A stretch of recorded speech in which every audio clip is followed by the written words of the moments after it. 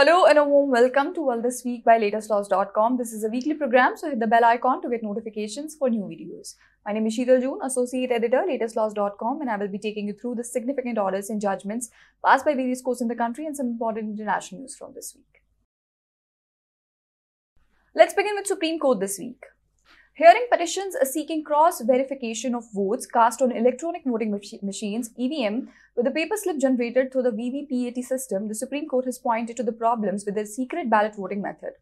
Justice Khanna said that human interventions lead to problems and human weaknesses can be there, which includes biases as well. Machine, normally without human intervention, will give us accurate results. The VVPAT voter verified paper audit trail enables a voter to see if the vote was cast properly and went to the candidate he or she supports. The VVPAT generates a paper slip that is kept in a sealed cover and can be opened if there is a dispute. Amid the opposition's questions and apprehensions regarding the EVM system of voting, the petition called for cross-verification of every vote. The Supreme Court Division Bench of Justice Aniruddha Bose and Justice Sudhanshu Dhulia held that a remarried widowed lacks right in property and cannot convey it to another. The court cautioned that even if the subsistence of a deed was proved, the title of person executing the same does not stand confirmed automatically.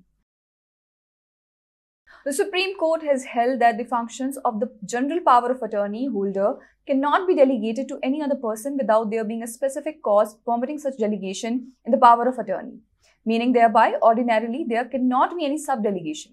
The division bench of Justice Mittal and Justice Prashant Kumar Mishra expounded the power of attorney holder who has no knowledge regarding the transaction cannot be examined as a witness.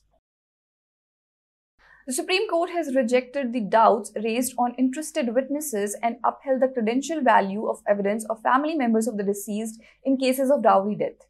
The division bench of Justice Dipankar Datta and Justice S.V.N. Bhatti expounded that if the evidence of the family members in a case of dowry death is to be discarded on the grounds that they are interested witnesses, we wonder who would be the reliable witness to testify for bringing the culprit to book. Now let's have an overview of High Courts.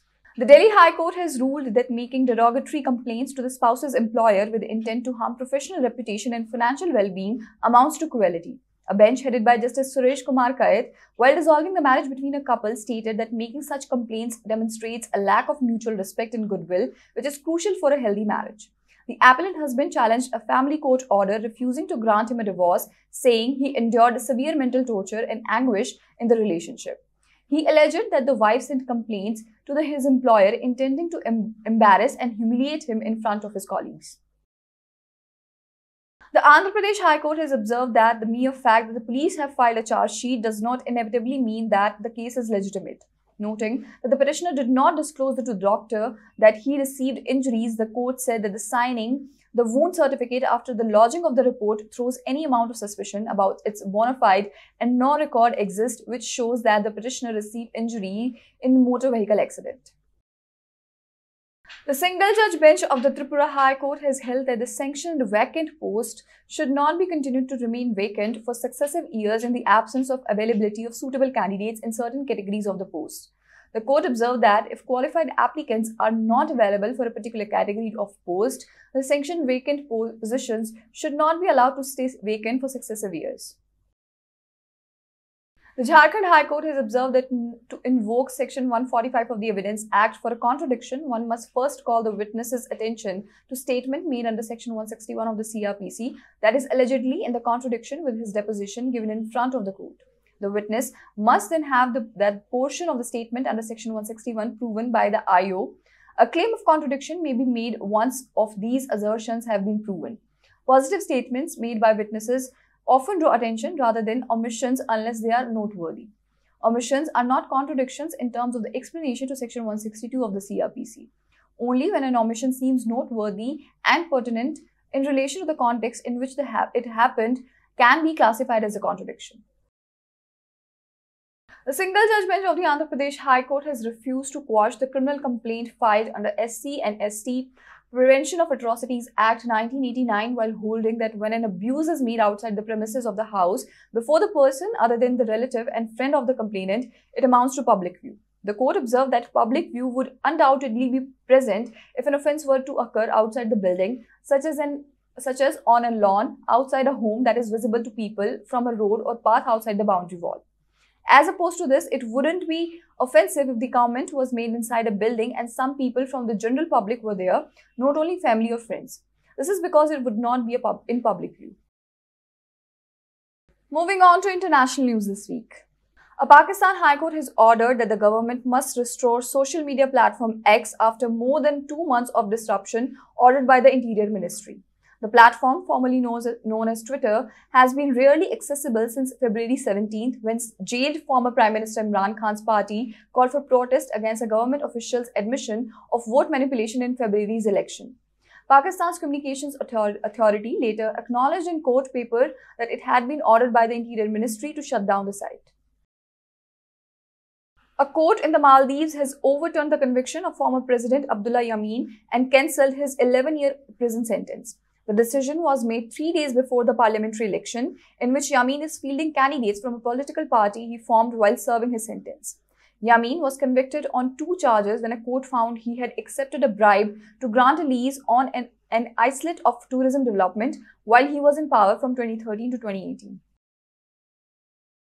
The European Union's General Court has blocked the registration of the name Pablo Escobar as a trademark, upholding a ruling from the Intellectual Property Office. A Puerto Rican company linked to Escobar's family had filed to trademark the name of the notorious Colombian drug lord in the EU in September 2021.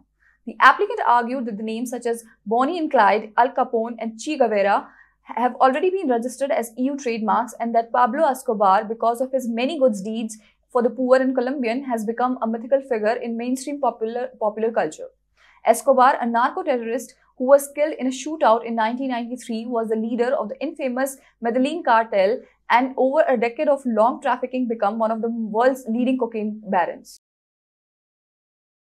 In the end, we have miscellaneous news. The Supreme Court has referred for the larger bench's consideration the question as to whether the NDPS accused is entitled to default bail if the FSL report isn't tagged along the charge sheet. A division bench of Justice Aniruddha Bose and Justice P.D. Sanjay Kumar noted that although different benches have produced a variety of views in this regard, none has yet determined as to whether failure on part of the prosecution to include the FSL report along with the charge sheet concerning offences under the Narcotic Drugs and Psychotropic Substances Act 1985 would automatically entitle the accused to default bail or not.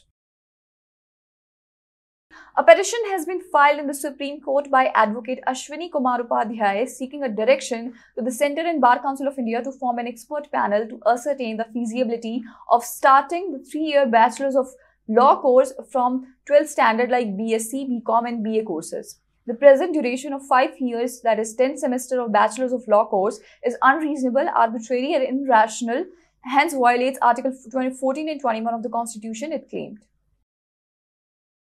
Thank you for watching and have a nice day. This is a weekly program, and to get more information, please check the description box, and for weekly updates, like and subscribe to our channel.